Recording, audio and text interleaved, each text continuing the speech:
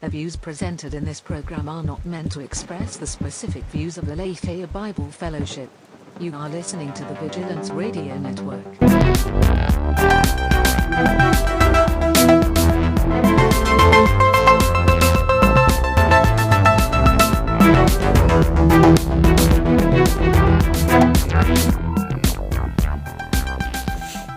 My first question is, can they see the warm fire in the background? Nice. Welcome back to Culture Insanity. Welcome back to the podcast. We got a nice warm fire in the background, so I hope you feel cozy during this episode. This is episode number 3 of season 3, so we welcome you back. As I said about 30 minutes ago on the Facebook page, for our female audience that will be tuning in or listening either now or in the future, we welcome your input on this particular episode because the topics of the day are predominantly female heavy. And so we don't want to sound like a bunch of men on a couch, talking about female exclusive things, but obviously we don't exactly agree with that stance to begin with. But we do welcome your input. So if you have thoughts on today's show, whether you're tuning in live or you'll be tuning in, down the road, put them out there. Put them on the comments section of the video and get into a dialogue with us about it because we're interested in what you think from a female perspective regarding today's topic. So with that said, I'll just channel my female side. Yeah. You're already going to turn them against you by saying something like that. So what we have on the docket for today is we're going to talk a little bit about the halftime show from the Super Bowl less than a week ago. And then there was a thing in the news maybe about a week ago now, with Julianne Hough, I think is how you say her name, Hough, the former Dancing with the Stars. It's Juliana. Julianne. I think it's Julianne. Well, it's definitely Huff. Yeah. Yeah, Julianne Hough. Yes, she was like enough. Her brother's Derek. The GH. Whoa! Somebody watches Dancing with the Stars. Somebody watches Dancing with the Stars. For many years, I was familiar with it. Really? You watch it? I'm a very cultural guy. Oh, wow. So we're going to be talking about her. She was in the news controversially in the last week for this practice that she's engaging in. We're going to talk a little bit about The Handmaid's Tale and Darwin's influence on that. And if we have time, we'll talk about this ministry that is in Kansas City that I think is interesting just to ask a couple questions about. But that's what's on the dock today. So without further ado, we'll start off with the halftime show. So Josh said you didn't watch it, so you have no idea really what the conversation's about. I don't know anything about sliding into first base or making nothing but net. Josh is just talking about his sports ignorance in general. I'm joking. Clearly, I know that's baseball and basketball. Come on, guys. Yes, I know you're making a joke. Goal! And, of course, the halftime show is about football. It's not about football. It takes place during the football game. But you're aware. You didn't see it, but you're aware of the conversation. I heard stuff. And so you have a meta knowledge of it, you'd say? Yeah. Just keeping your finger on the pulse as you do. Oh, yeah. All right, so I'll give you the Adam Swark Notes version of it. So it started out, it was Shakira and Jennifer Lopez, and it started out with Shakira coming out and just basically being Shakira. She's pretty well known for like her dancing and stuff and her hips. So she does a lot of like they don't lie. She does a lot of dancing like that, and she had a whole thing. And I'd call her portion of the show normal for what she's known for. And then she also is doing the Wookiee singing. Right? Josh says that Shakira sings like a Wookiee because she sings from the throat. Yeah, well, she sings from the head. It's between the head and the throat, so it's like, yeah. So there's that. She did do this strange thing which people flagged, like she got really close to the camera and she did this like, I don't even want to do it because I don't want to embarrass myself, but whatever. For you guys, I'll do it. She was like, she did something like that. And so people were like, what the hell was that about? So there's this whole thing about what it was. So more on that, I guess, later. And then, so she did her whole thing for maybe 5-10 minutes or something. I don't know. And then Jennifer Lopez came out and she came out starting out like on a stripper pole, Mm-hmm. which was the beginning of where this whole controversy is. The rest of the show was the critics would say it was like hypersexualized, and it was especially weird because like J-Lo had her daughter on the stage at one point. Like she did a back and forth with her, and it was supposed to be this like I guess beautiful thing or something. Her daughter can sing? I mean, I'm not a singer. You're asking the wrong guy. Okay. Did it seem like her daughter could sing? It seemed like her daughter did fine. That's cool. Yeah, it didn't seem like, oh, that was a train wreck. Why did she do that? Yeah, it seemed she was fine. But anyways, the whole performance was just sort of hypersexual. I can say from my experience, like when I was over at my family's watching it, there were several people that were put off by it. And I wouldn't call my family prude or even like holy Christian, not by any means. Like, but they were like uncomfortable because like we had our kids there, and some of the kids, not all of them, were sort of like in and out of watching it and stuff, and it was just this weird thing. But so that was my experience with it. Is like people that I wouldn't consider, Christian in nature were like, this is awkward, and like I feel awkward watching this show right now. Sure.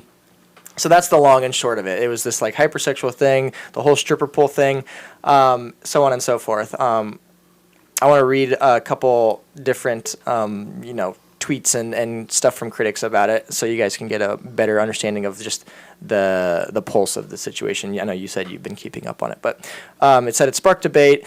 Was it empowering to watch two women of color over 40 performing in a provocative way, or had we reverted back to a pre-Me Too movement of objectifying women? Quote, the Super Bowl halftime show was just a bad strip show. We have had so much positive discussion about not treating women like sexual objects. Then they go and do this. You can't cry that women need to be treated better, then support the display of sexual objectifying. This is a different person now. I'm no prude, but watching it with my 7-year-old daughter and 11-year-old son was really uncomfortable. Another person. I'm embarrassed for my kids to watch this halftime show. What the hell? Stripper poles, crotch and rear shots. That was another thing. There was like several moments where like J-Lo was like spread open for the camera, and it was like, whoa, it was really like jarring, I'd call it. Sure. And this person says no dignity, and then a bunch of hashtags. And then there's of course the opposite side of people where they're supporting it and saying all these different things that strong women and so on and so forth. Yeah. One person says, for 15 minutes, Shakira and J-Lo united the masses better than anyone could. This is someone from Vox. Super Bowl halftime performances can be and often are quite bad, but this year's rose to the top with a mix of fun performance and pointed political statements. A stage full of bright, gifted women, men, and children of color was more emboldening sight than anything PR teams trying to buy their attention could muster. It was a weird night, but it was a good halftime show. So there's that. I want to quickly read this one person's review on it. It says, well, until Sunday, that is, when the Super Bowl became yet another chapter in the ongoing sexualization of American culture, of women, and of kids. In the midst of our culture's ubiquitous calls to protect kids and women from abuse and harassment, especially in this Me Too era, we pretend that as long as we call it art or female empowerment, that this sort of overt sexualization will magically have none of the consequences we now complain about. That was an understatement even then. A far more accurate description is that this is an out-of-control social experiment, and the guinea pigs are primarily our own children. In addition to the predatory, hardcore pornography that haunts their devices and online lives, experimental theories about gender and sexuality haunt their education, and as we saw Sunday, stripper poles and outfits haunt their so-called art and entertainment.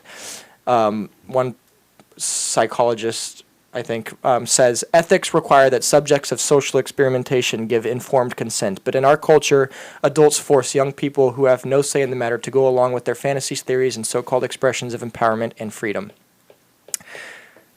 So, initial thoughts. Without having seen it, but with hearing it and hearing me explain it. What are your thoughts? Well, first of all, have you guys seen Hustlers? Sure have. Have you seen Hustlers? A whole lot of J-Lo. No. I gotta say, there is some deep beauty in the way that J-Lo in particular is able to move at, 50? She's old. She's getting up there. Which is crazy. And there's a whole scene where she's teaching of all things, the mother from Fresh Off the Boat. Oh, yeah. It's really weird. But she's teaching the mother from Fresh Off the... Just imagining that movie being pitched to the producers. But there's a whole scene where she's teaching her how to strip, and she's showing her different moves on the stripper pole. She's not, like, stripping or anything, but she's showing her how to, like, glide around the athletics of it. Yeah. And it was really impressive. And so I got to think that there's a level at which J-Lo is, like, super proud of that and, you know, views it as a career-defining thing, especially since a lot of people thought that she was snubbed by the Oscars. And I think, you know, the Oscars are about to come on. Tomorrow. Yeah. And so I imagine that this is sort of her, like, getting back at them. So there's that. That being said, it is definitely not the right place for it, and that's really interesting. Meaning, for the listener, a family watched a world watched thing where definitely kids are going to be watching and stuff. That's what you're referring to, right. It's not a family oriented, you know, thing. The other thing about it that I think is interesting is the outcries now when we're talking about children, when we have things like library stories with drag queens. Oh yeah, that's a big thing here. Right, in Portland. In Portland, that's a huge thing. Is you have, you know, kids who have these things that are not ready for prime time. And for the record, I'm not arguing about the morality of those things. That's a whole nother conversation. Stripping and drag queening, if that's a... Sure. I don't know if you can add a gerund to the end of it and make it into a thing. But anyway... Can't you do that with anything? Yeah, but I'm not arguing about the morality of it. That being said, it is interesting to cry foul here, but not cry foul there. I think that the authors are right in that it does kind of show where we are as a society. And I think that it shouldn't surprise them that that's where we're going in our halftime shows. Yeah, I think the woman who wrote the article that I was quoting from at the end there, she was referencing an article she wrote back in 2013 where she was saying, I forget who was performing. It might have been Beyonce. I could be wrong about that. But she was commenting on her article back then about how she was predicting what's it going to be in a few years, a stripper pole out there, and lo and behold, like that's literally what was out there. Yeah, so that's really funny. She put it, got hit the nail right on the head. So I didn't see it. Was J-Lo actually stripping or just moving around the pole? She was just sort of spinning around it, but you know, it was very sexual. Like the whole performance by nature was just very, you know, J-Lo and Shakira. I mean, well, the other question I have is like, what do people expect? Have you watched any of their music videos? That's what I was saying. That's another, you know, these kids are watching these video, like, I can understand a movie has a higher threshold for entry, so maybe not everybody's going to have seen Hustlers. So is that your main beef with it then, like, that it's broadcast on this widely watched thing where it's going to be in front of kids? Like, it doesn't have the MPAA rating, for example. You know, it's the Super Bowl. Like, no, I don't necessarily. Okay, so let me be clear. So Lucy Brown makes this comment. She says, pole dancing is over the top. The whole show depends on your definition of art. I have no problem with a beautiful body properly admired between a husband and a wife. For the record, I agree with that concept. I also don't have a problem with a beautiful body properly admired in like a proper art form. You know, like a proper nude painting, for instance. You haven't seen Titanic. I'm sure you know the. Yeah, I know the whole thing with Kate Winslet. Yeah, I know. No, I don't. So I do think that there's more context in which nudity, and this isn't even what we're talking about, right, but in which admiring of the sculpture of man, which includes woman, is proper. I do think that there's more proper context than just between a husband and a wife. Sexuality should just be between a husband and a wife. This clearly blurs the lines of sexuality and admiring and bodily form. Yeah. But what I mostly have a problem with is the outrage that people have when that's exactly what they've invited into their living room. Mm-hmm. Like, why do you invite that into your living room and then are outraged that you have it there? Why do you pretend that your children don't already see these things? Yeah, it's just you're playing dumb or something. The reason why Shakira and J-Lo were invited is because they have enough popularity, which means that, which means people already know what they do and how they dance and how they act. So your issues with the parents. Of course. Yeah. Yeah, of course. I think that it's incredibly hypocritical. So do I want that for my family and my daughter, for instance, to watch those things? No, and I'm glad that she doesn't. But there's a reason why she doesn't, because I'm not dumb. That's why. Yeah. Well, okay. So I mean, this issues. You could just go down so many rabbit holes on this thing. First of all, let me say right off the bat, I love stripper poles. I think that, if I were going to do more remodeling on the house, I'd put a stripper pole in. I'd be shocked if you weren't concocting up something as Josh was speaking. It's just so wonderful to wrap yourself around it and do some gyrations and you'd probably break your body down if you tried to do that. Well, have you seen that commercial? Queens. Have you seen the commercial with the guy doing the Pepsi thing and he's in the bus and he's working the bus pole like a anyway? No, but there is a wonderful episode of King of Queens where he's doing where Doug wants his wife to do a stripper pole, and he convinces her to do it, and then she's just so bad at it that he just has to show her how it's done, and he kills it. And he is so graceful. It's ridiculous. For such a big guy. He's so graceful. I'll try and find that clip. That's funny. So I think that if I think in the right cultural setting, like you said, admiring the human form. I think that if the stripper poles were popular in the Renaissance, that Michelangelo would have not only done a David on a pole, but would have done a stripper pole in there. Wow. That being said, it's fascinating to me. It's fascinating to me that you have people outraged, and I love some of the intellectual comments that you read of people that have really thought this through, and they're really they're upset. They're really upset by what it is that they're seeing here. And Josh is absolutely correct. The TV has an off switch. Turn the TV off if it bothers you. But here we have people that are watching a game. It's like bugs to a light. People that are watching a game which promotes, so you have society saying they hate violence, but you have a game being watched which promotes violence. I don't know about that. Well, football is a very violent game. If you've ever played it, you find out the hard way.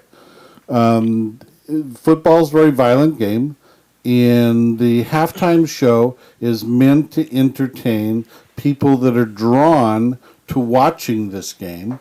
And now they're talking about the problems with the halftime show. Now that is an interesting point. I don't agree that football necessarily promotes violence, and I'm not Freudian in my thinking. However, Freud postulates that the id of a person is mostly sex and aggression, right? And that's really interesting. Football's a very aggressive game. Oh, right? It is, and you could take it way further in the stripper pole thing by talking about the pole representing the phallus and all the stuff. Well, of course, that's literally what it represents. Yeah. So but that concept of sorry to embarrass you, Adam. That's just what? Phallus means penis, in case our viewers don't know. Yeah, this, for those of you who have an education. Yeah, but, and fetus means baby, whole nother story. But no, there is something to be said for sex and aggression go hand in hand. Yeah, I mean... Again, I don't buy into everything that Freud said, but... I mean, I'm impressed to the extent that, like you said, J-Lo's around. She's still making it happen. You know what? She is a very underrated actress. Yeah. She's pretty good. What do you guys think about? And you were alluding to it, obviously, in some of your responses. But do you guys think that it cheapens the current, push for the whole Me Too thing? Well, the whole Me Too thing, first of all, is it wanting your cake and eating it too? Like, yes. Obviously, we don't support men being aggressive on women in that way. Well, I mean, there's a certain narrative that's being written in regard to that. I don't know if Me Too is a good example of it, but there is a narrative that's being written, and if you look at things as being equal, then yes, it's confusing. But if you look at the narrative as essentially men should be subjugated and be below women and so on and so forth, then the idea that a woman comes out and does whatever she wants to and it's great, but if a man participates in it, it's not, that is completely within the narrative. I think it muddies the whole, we're trying to have some type of a legitimate discussion about sexuality and the genders and how people interact, and we've got this whole thing going on with, we've got a trial going on right now with Weinberg. We've got Weinstein. Okay. We've got a trial going on with Weinstein. Max Weinberg. Yeah. And the Max Weinberg 7? Yeah. We've got from the E Street Band. Yeah. We've got people confused about the Me Too movement. We've got people that so I think that it muddies the water about this whole sexuality thing that's going on in our culture right now, and makes it more difficult to be able to have a solid understanding. For people who are confused out there, this would only confuse you more. If you are really trying to seek out justice and equality, as you say, then it's confusing. But if you actually are not doing that, and what you're looking for is the subjugation of men in response to their intersectional, their lack of intersectionality, and you think of them as, cisgendered, God forbid they be white, God forbid they be Christian, males, and you look at them as basically an affront to your intersectionality, then whatever you do is right, because they're the oppressors. Right. I'm leaning more towards a kind of a Amazonian type society that believes that men are to be used as a means to an end. John Parker is asking if anybody knows who choreographed their routine. What? Well, J-Lo may have. I'm guessing it's Yen Wo Ping. I don't know. Nice. J-Lo is a choreographer, and she may have done her own. That's true. I wouldn't be surprised if she did. I'm guessing you're asking that question from the standpoint of who made them do it, who had the power or authority, John. I have to imagine it. Well, she's. She was heavily involved. She's a big enough star that she does choreography for major productions. So it wouldn't surprise me if she did her own choreography. Lucy Brown says, when a body through nakedness, gyration, or provocative dress brings out erotic desires, that is to me dangerous. But looking at an art expression without being sensual is fine. A great looking naked woman or man is a wonderful creation to be admired. Yeah, I agree with you. Here's the issue with that is the concept of what is sexual is arbitrary. It used to. It is more. There's so today. It's cultural. There used to be a classical definition of what is beautiful. Is that what you're talking about? Well, yeah. I mean, for instance, we look at sculptures of the ancient goddess. Was it Diana that people used to steal and have sex with? You guys, I don't know if you know about that, but they used to people would take these sculptures and try to have sex with them. But we look at them today, and that idea of Greco-Roman beauty is not what we view as beautiful today. Right. We view that as fat and ugly. I love the fact it's in this culture. I love the fact Lucy Brown is such a deep thinker. Okay. Wow. Good job, Lucy Brown. John Parker asks, if a woman does it make it okay to... If a woman choreographed, does it make it okay to do that movement? So that's what I thought you were going for, John. Again, I'm just going to lean on the side that, if you're holding the position... Wow. Brittany Kunkel says it's the "so you think you can dance" people. They choreographed it. Wow. Yeah. Twitch. If you're holding that position, that like a Jezebelic position, that men should be subjugated because they are the oppressors, and you're holding this sort of intersectionality idea, then it doesn't matter. And though the majority of society doesn't actually hold that position, I think that it's really clear that those in Hollywood, those in the film industry, the movie industry, the music industry, are definitely influenced by that position. Oh, yeah.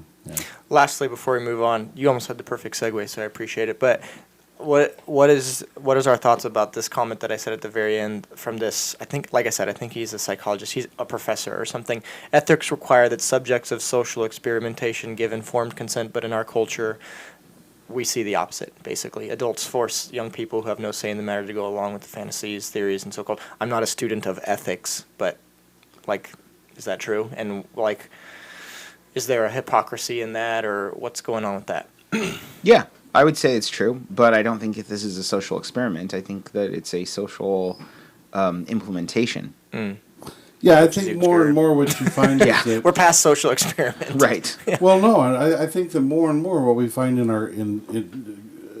a nuance of the culture that we live in right now is that you have people that push their particular narrative on a number of fronts, and there's no justification for it, but they push the narrative, hoping that that narrative will become ingrained into society. A social experiment is something like MTV, right? Yeah. It was behind a paywall, and people had to pay to access it, and that experiment succeeded.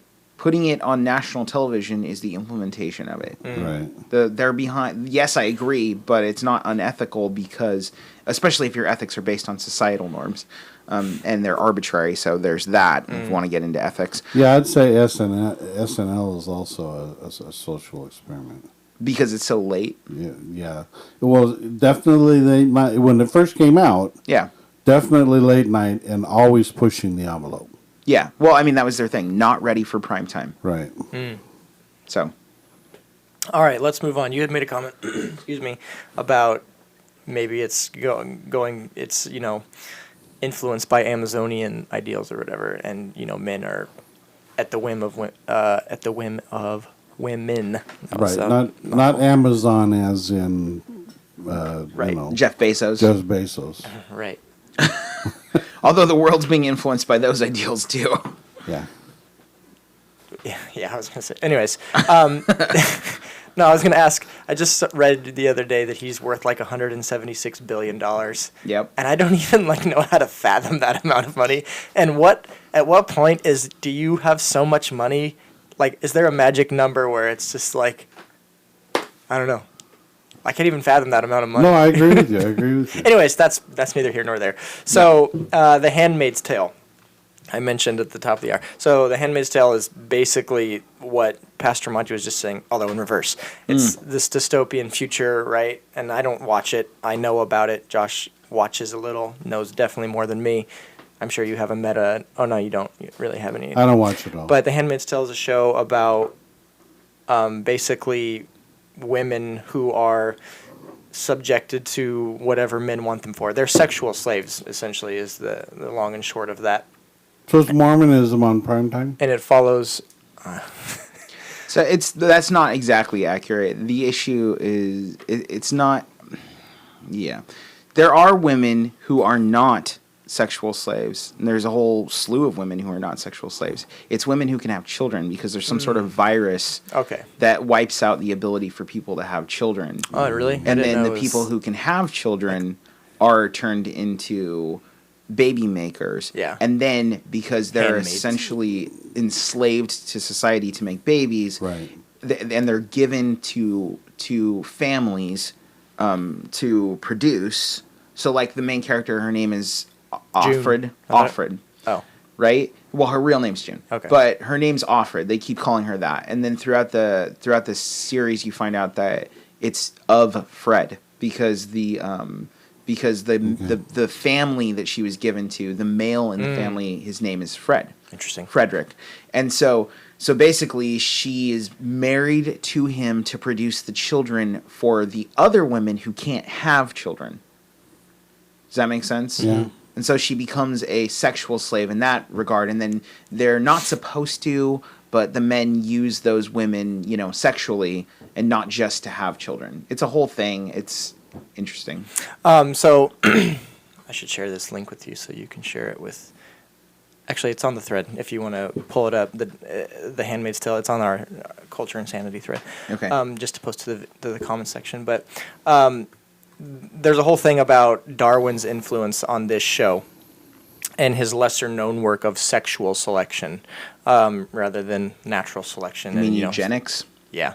So I'm gonna try and piece together a few excerpts from that article, which Josh is about to post, and hopefully it stitches together to make sense. Speaking of which, if you're looking at the posts, feel free to scroll up, and you will see the post of Doug Heffernan doing a pole dance.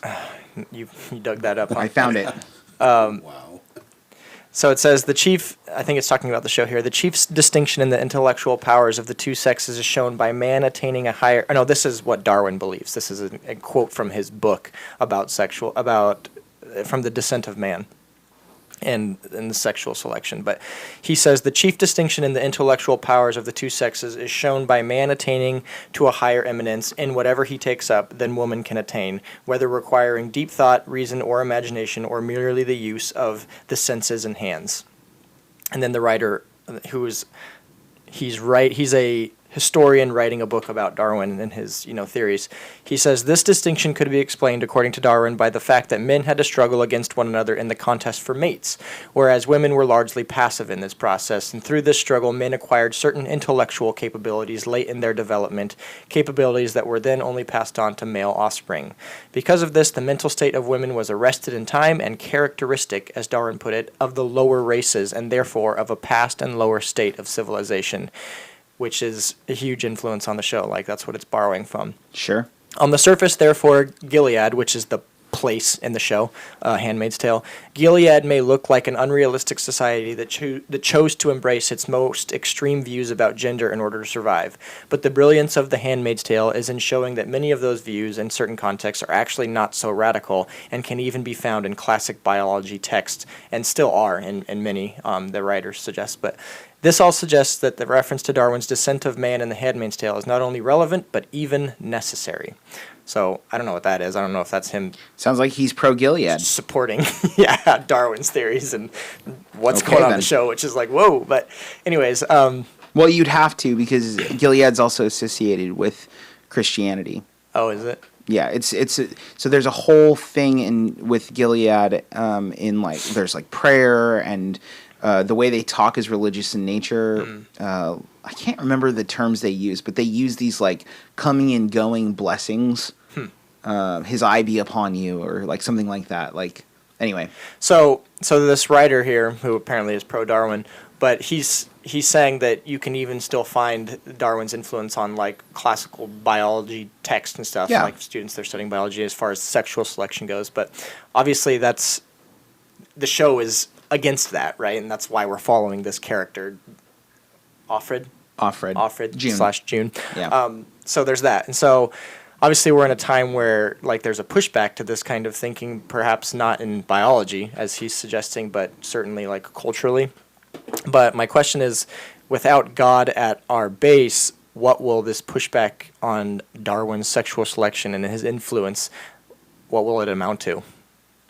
Will it be successful, or where are they rooted in their pushback of this? What will trump Darwin's influence? Well, it's interesting how confused that concept is. Even as you're reading it, you're how is this going against that? Yeah, it's pretty clear that this person would have to be pro-Gilead based on what they're saying. Mm-hmm. And as you are looking at the material or reading the book, it's confused because it wants to hold a dissenting voice to this treatment of women, right? Which is a distinctly Christian worldview, for the record. But then in the same vein, it also wants to hold that there is a logic. Are you talking? Sorry to interrupt. Are you talking about the Darwin book, or are you talking about the Handmaid's Tale? The Handmaid's Tale. Okay. Okay. So in the Handmaid's Tale, it's portrayed as archaic and brutal and superstitious, basically, to hold these views about women and men. That the idea that men are dominant over women. But in the same vein, it's like there's also the confusion of like throwing in the atheistic perspective. The truth is that this author is going back too far. Like that's the key to it. He's trying to give a distinction as to how it is that women came to be subjectified by men in the evolutionary process. My question is, why does that matter? Survival of the fittest is now. Right? So if women, according to a Darwinistic theology, because that's really what it is, not philosophy. If according to a Darwinistic theology, man's place in the universe, if you are the weaker of the two, then you are to be dominated and then subjugated. That's just how it is. It doesn't matter who was dominant first or not. And so women, because they are weaker physiologically than men, they are dominated by men. That's how it should be if you're atheistic in nature. If you don't have the idea that all people are created in the image of God, that is transcendent, that has nothing to do with your physiology, and therefore you should be treated with respect. That's the insidious nature of the Handmaid's Tale, is that it's holding two positions at the same time. Yeah, I could be wrong. I could be wrong. I'm not a, Darwin historian, but I think that in the article, the author, who is, was saying that this writing of his came before his, more widely known, theories of evolution and stuff. So maybe it was a natural conclusion. Because I was going to say, if it was the other way around, as you're saying, that it's redundant, this whole sexual selection thing, right? Yeah. The survival of the fittest doesn't care about sex. It just cares about who's the stronger. Right. But I can't remember say that this Descent of Man book that talks about sexual selection. Well, if it came first, then it's just like every other cultic belief that subjugates women, right? Yeah. That all it is it's a justification of your sexual desires. So. Yeah, and we see elements of that even in reality. I don't know if this Handmaid's Tale is a fiction, an extension of what is presented in the book, but it's still a fiction.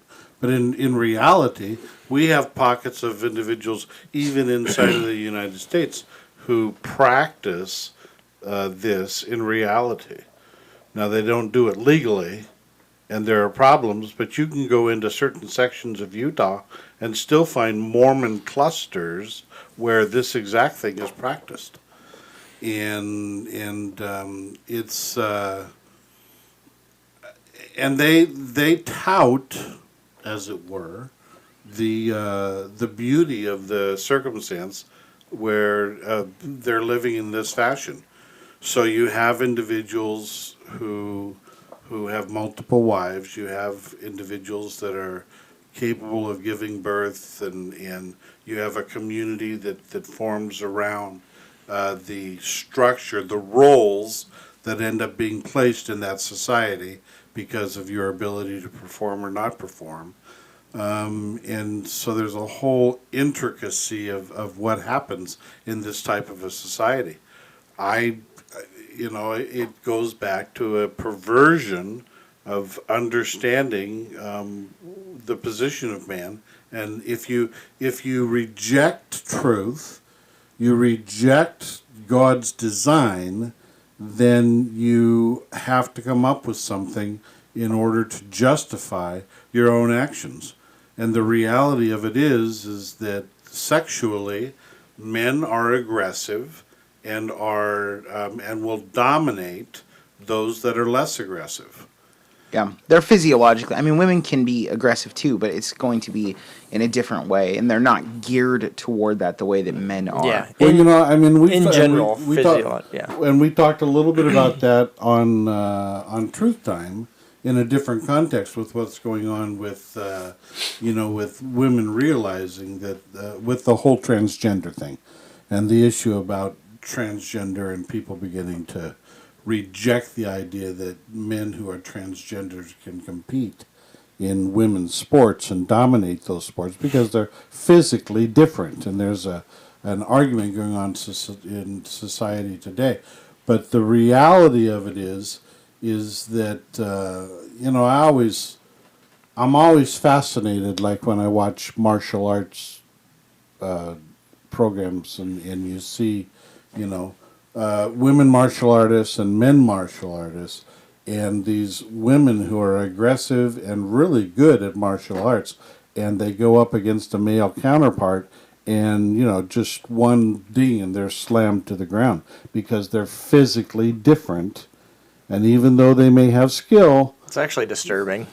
It doesn't happen here in the United States. It happens in some of the Asian countries, and I've seen some videos that were... I'd love to see Ronda Rousey get into a battle with I a guy. I have no doubt she could probably take on like a good amount of guys. But there's a hilarious, if not wildly inappropriate, South Park bit about the whole male competing. Oh, right. with Macho Man Randy Savage. Right. yeah. But what South Park episode isn't wildly inappropriate? So James Pierzina says that The Descent of Man was published in 1871, 12 years after On the Origin of the Species. And Lucy Brown makes a joke, I think. How does that reasoning apply to the superwoman race, the Amazons? Continue. Sorry. No, I was just going to say, you don't find that here in the United States. Not so much. Not yet.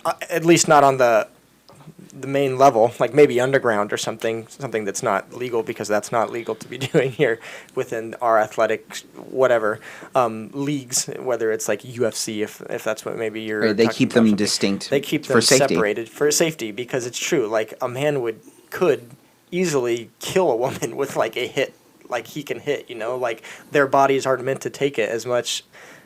They're just physiologically different. Like whether you think it's right or wrong, it's not, whatever, it just is. Like their bone structure is different than our bone structure and all these different things. And for the record, that door swings both ways. There are things that men can't do that we are weaker in.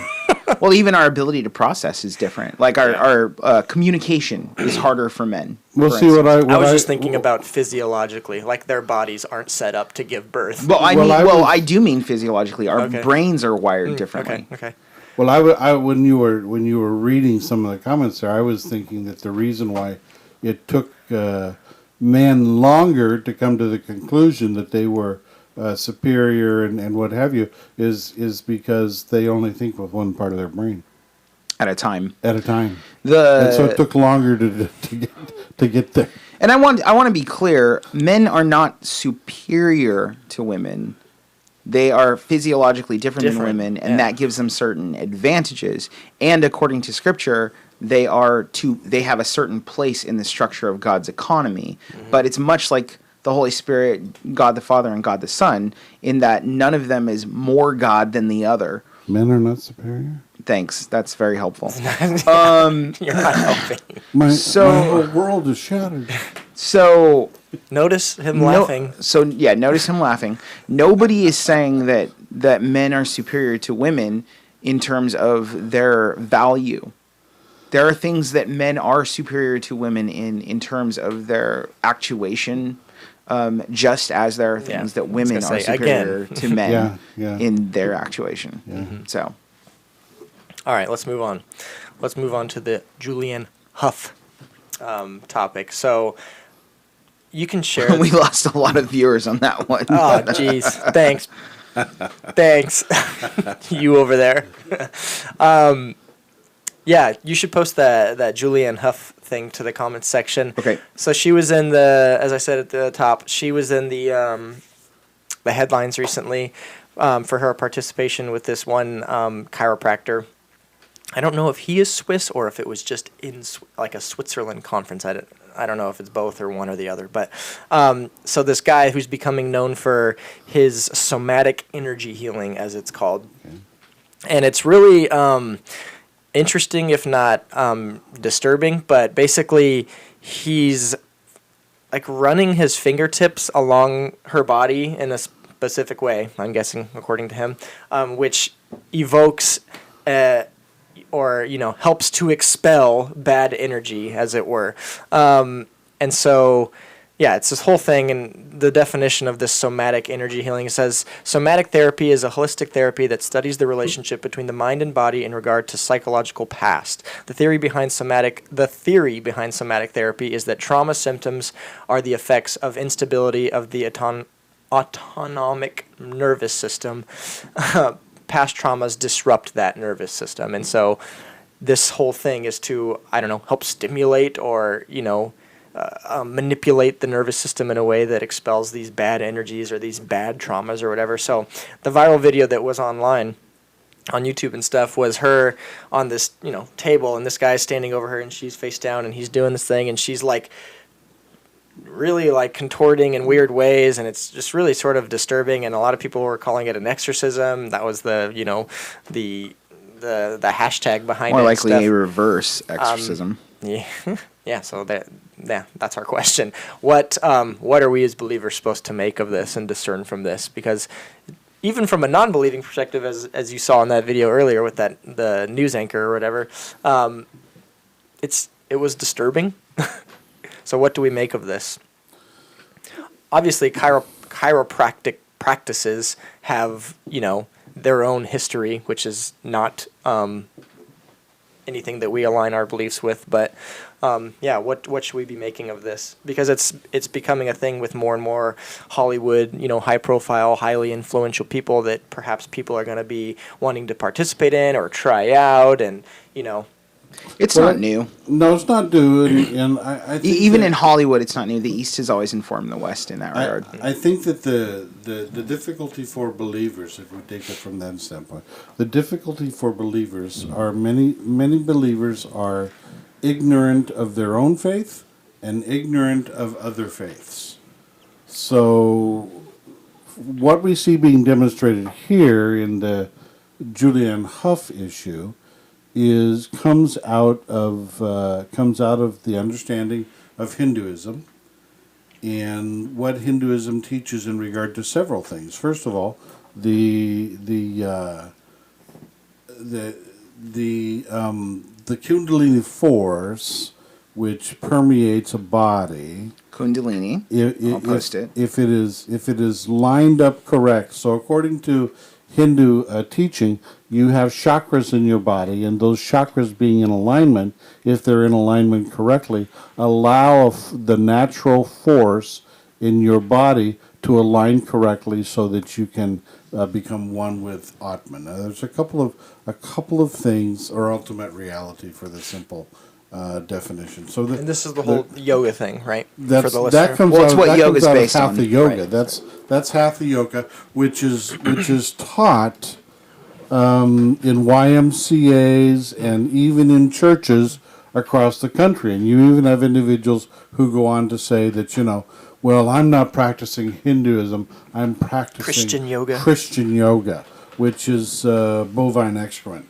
So the reality of it is you need to understand a couple of things. First of all, in Hinduism, at the crux of Hinduism is the belief in reincarnation, and we in the West we love to have a different take on reincarnation, the idea of reincarnation, because we don't like the Eastern understanding, which is more like a spiral, where you can go up and down the spiral in your reincarnation cycle. In the West, we don't like that, and so we do like a circular thing where we're just reincarnated from person to person to person. But in the East, you can be reincarnated into an animal or an insect or whatever, depending upon your karma and what it is that you do in your life. And so what is being said here is you now have a practitioner who is saying, look, you have things that happened in your past life which are affecting your current life. And I'm gonna help you in aligning your force to get rid of that bad energy and to allow good energy to be there. And from a theological standpoint, as believers, we simply reject that because that's not what Scripture teaches in regard to who we are. We are all created individually by the handiwork of God, and there is no Christianity and reincarnation are incompatible, and no way can you fuse the two together. Yeah, I mean, we're supposed to get our higher experiences, if you want to put them that way. That's how Carl Jung would put it. We're supposed to get our higher experiences from God, and not from ourselves, right? And the whole concept here, like when he's talking about Kundalini, he's talking about like an ancient Hindu idea that basically your energy is coiled up in your spine, so there's a physiological component, and that it needs to be released. So something like yoga, what it aims to do is change your physiology, change the structure of your body in order to better release those energies. And that's what you see happening here. Is this ancient Hindu practice that's just been given a modern twist. Yeah. Right? It's just been given a modern twist, but he's basically aligning her in certain ways to release the full potential out of her body.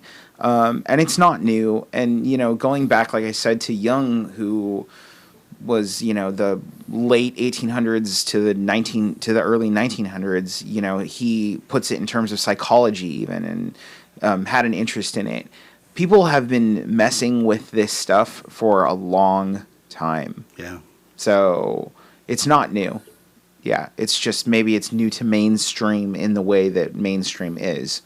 It's more considered fringe, but there's no such thing as fringe when the entirety of the internet is available to you in a moment's notice before it can even become fringe. Everybody has seen it. Yeah. Yeah, I was reading an article from one of these guys that, supposedly practices Christian somatic therapy, and he was basically trying to challenge the reader, or I guess. He was quoting like a conversation he had with a woman about why is it such a big deal? What was one of the main things Jesus did while he was here? He was healing. We're healing. He was trying to it was this weird, obviously bastardization. Well, and that's the thing, right? People think that because the outcome is similar, that where it comes from is the same, and that's not true. He was saying, why does it matter as long as their life is turning better or whatever? Right. Well, yeah, and better is arbitrary, right? Mm-hmm. The truth is that Christ only healed on the outside because we needed it. Mm-hmm. It's the forgiveness of sins that causes the ultimate type of healing. One day this body will go away, according to Scripture. Christ says, is it so hard for you to believe that I am who I say I am? Mm-hmm. Okay, since you won't believe it, then I'm going to heal you. Yeah, but it's a faith issue. Right, but before that, he said, your sins are forgiven. Mm-hmm. Right. That's what really heals people. Because that's the central issue. Right. Mm-hmm. Yeah.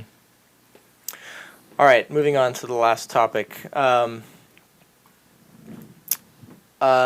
Kansas City. So, Kansas City won the Super Bowl. Congratulations to them, I guess. I don't care. I don't know.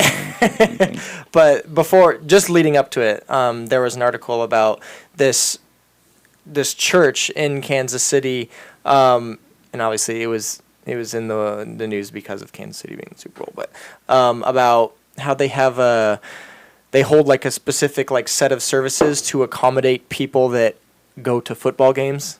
Okay. Whatever. But and you mean like they hold them later in the day or something, or they hold them just before, just after. Yeah, just before and just after, I think is what it said. I forget the name of the church. I can share you a link. But where was I going with this? Basically, what I wanted to ask is is there something that can be gleaned from someone who's putting themselves, I guess, in the heart of a culture that wants to forsake that time, and they're not forsaking it because they still have it, right? It's to accommodate this thing, this football culture. So I guess My question is are they acquiescing more than they should to reach a demographic? I think here's Like the question. where's the like the trappings in that, I guess. So I think it's a bad idea, but the question of morality before God can be asked by asking a simple question, which is, if you didn't have any time on that Sunday because it was football games back to back, would you not go to church? If you didn't have any time on Sunday, yeah. Like, that's the question. Mm-hmm. I don't think that there's any problem sort of living your life and then deciding, as long as you're consistent and, you know, making proper sacrifices. I don't mean blood sacrifices. Making proper sacrifices of conscience and so on and so forth, right? As long as you're consistent, I don't think there's any problem with living your life in regard to that. So that means, you know, it's okay to go to a church service at night versus go to a church service in the morning. Like, that's fine.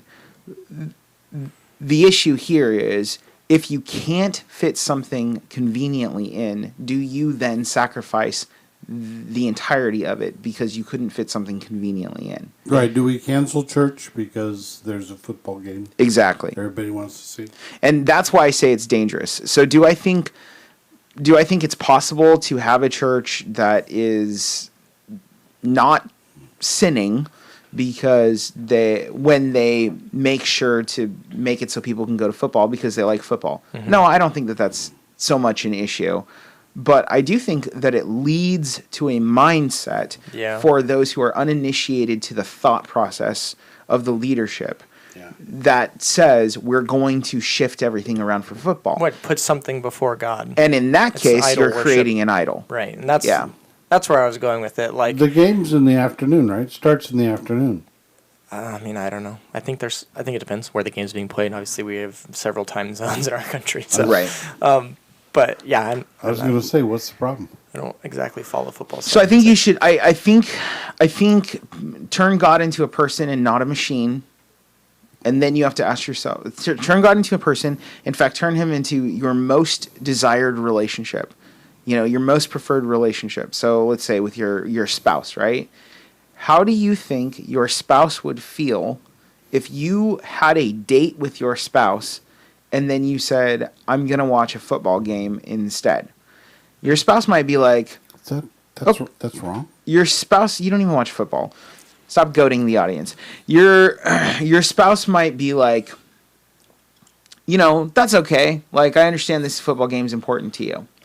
But if you were like, by the way, I'm going to cancel our date, then that would be a problem. And if you continued to do it, like, show the habit, that would be a problem. And if your children were watching the way that you go about your relationship with your spouse, and then they grew up to think that football game is more important. Which is what you're saying this could lead to, is like, when you acquiesce to this thing, you're teaching the children that there's something that you should be okay with putting first. So, in other words, I think it's a very bad idea. Are there certain circumstances where it might make sense to with certain things? Sure. I think relationship, like for the sake of relationship, like let's say somebody having a baby. Yeah. I think sure, as one-off events or something. Right. But they're making a practice. Well, they're building a practice. Yeah, they're building a practice. So Lucy Brown says the sport being an idol, putting before God. Sport being an idol, putting before God. So she's on board with that. John Parker says, do we cancel church because the pastor wants to take a vacation? It's about prioritization. I think that's a good point, and I think it's right for you to draw the conclusion that this extends far beyond football. Mm-hmm.